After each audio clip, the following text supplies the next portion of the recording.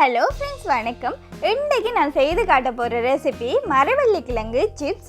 இந்த ரெசிபி எப்படி சுலபமாக வீட்டில் செய்கிறதுன்னு சொல்லி பார்க்கலாம் வாங்கோ.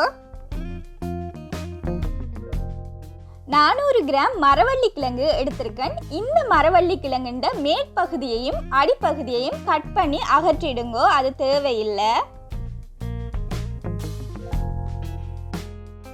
மரவள்ளி கிழங்குன்ற நடுப்பகுதியில் இதை போல கீறி விட்டு கொள்ளுங்க. அடுத்ததா சுத்தி வர இதை மாதிரி கீறி விட்டு கொள்ளுங்க. இப்படி செய்யறதால தோல் உரிச்சு எடுக்கிறதுக்கு சுலபமா இருக்கும். சாதாரணமாக மரவள்ளி கிழங்கு சின்ன சின்னதாக கட் பண்ணிட்டு தான் தோலை உரிச்சு எடுத்துக்கொள்ளுவோம். ஆனால் இது சிப்ஸ் செய்ய போகிறோம்ன்றதால பிடிச்சி சீவிரத்துக்கு சுலபமாக இருக்குமென்றதால தான் நான் இப்படி கட் பண்ணி எடுத்துக்கொள்கிறேன். இப்போ நீங்கள் தோலை கத்தியால் இதை மாதிரி கலட்டி எடுத்தீங்களா வந்துடும். மரவள்ளி கிழங்குன்ற தோல் எல்லாத்தையும் நீங்கள் இதை மாதிரி உரிச்சு எடுத்துக்கொள்ளுங்க. இந்த ரெசிபி செய்து பார்த்து உங்களுக்கு பிடிச்சிருந்துச்சுண்டா, நல்லா வந்திருந்துச்சுண்டா, இன்னும் என்னோட வீடியோஸை தொடர்ந்து நீங்கள் உடனே பார்க்கணுமெண்டா மறந்துடாமல் என்னோட சேனலை சப்ஸ்கிரைப் பண்ணி பக்கத்தில் இருக்க சின்ன பெல் ஐக்கானை கிளிக் பண்ணினீங்கன்னா நான் போடுற வீடியோலாம் உங்களுக்கு நோட்டிஃபிகேஷனாக வரும். உங்களாலேயும் உடனே பார்க்க முடியும். போல் தோலெல்லாம் நல்லா உரிச்செடுத்ததுக்கு பிறகு ஒரு பீலரால் நான் இதை நல்லா மெல்லிசாக சீவி எடுத்துக்கொள்கிறேன். இதை மாதிரி உருளைக்கிழங்குண்ட தோல் சீவிர பீலர் இல்லைண்டா சிப்ஸ் கட்டர் இல்லைண்டா கரெக்ட் சீவிர தட்டால் கூட சீவி எடுத்துக்கொள்ளலாம். எனக்கு இது ரெண்டையும் விட பீலரால் கட் பண்ணும்போது சுலபமாக இருந்துச்சு, அதனால நான் இதால் கட் பண்ணி எடுத்துக்கொண்டேன். உங்களுக்கு விருப்பம் வேண்டாம் அந்த ரெண்டில் ஏதாவது ஒன்றால் நீங்கள் சீவி எடுத்துக்கொள்ளலாம்.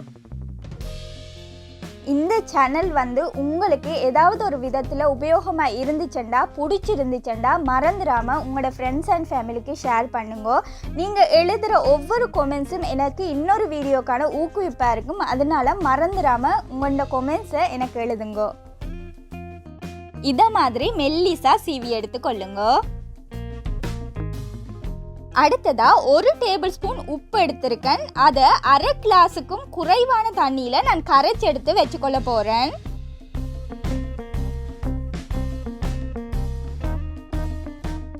அடுத்ததா மரவள்ளி கிழங்கு எல்லாத்தையும் பொரிச்செடுக்கிறதுக்காக நான் நிறைய எண்ணெய் விட்டுருக்கேன். நிறைய எண்ணெயில் பொரிச்சிங்கன்னா தான் கிறிஸ்பியாக வரும்.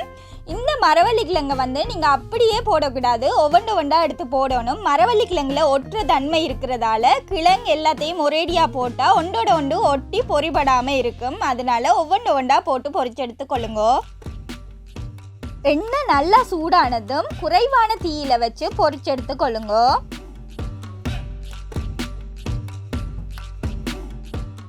இப்போ பார்த்தீங்களா கொஞ்சம் கிறிஸ்பி தன்மை வந்துட்டுது.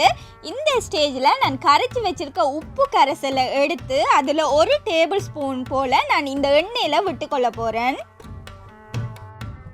உப்பு கரைசல் போட்ட உடனே கொஞ்சம் பறக்கும். நீங்கள் கொஞ்சம் தள்ளி நின்று கரண்டியால் கலந்து விட்டு கொள்ளுங்க. இப்படி செய்கிறதால மரவள்ளி கிழங்குல உப்பு லைட்டாக சேர்ந்துடும். நீங்கள் பொரிக்கும் போது நல்லா இருக்கும். இப்போ பார்த்தீங்கன்னா மரவள்ளி கிழங்கு நல்லா பொரிஞ்சு கோல்டன் கலருக்கு வந்துட்டுது. இதை பிளேட்டுக்கு மாற்றி எடுத்துக்கொள்ளுவோம். இதை போல் எல்லாத்தையும் பொரிச்சு எடுத்துக்கொள்ளுங்க.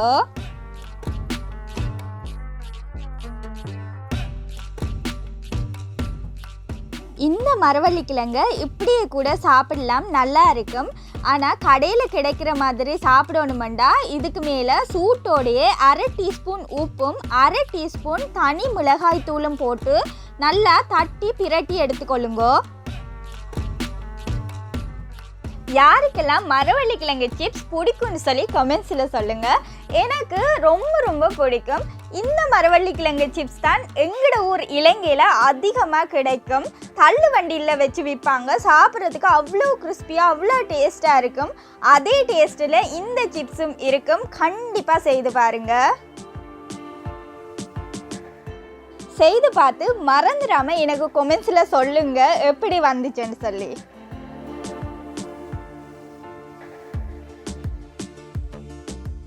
Thank you.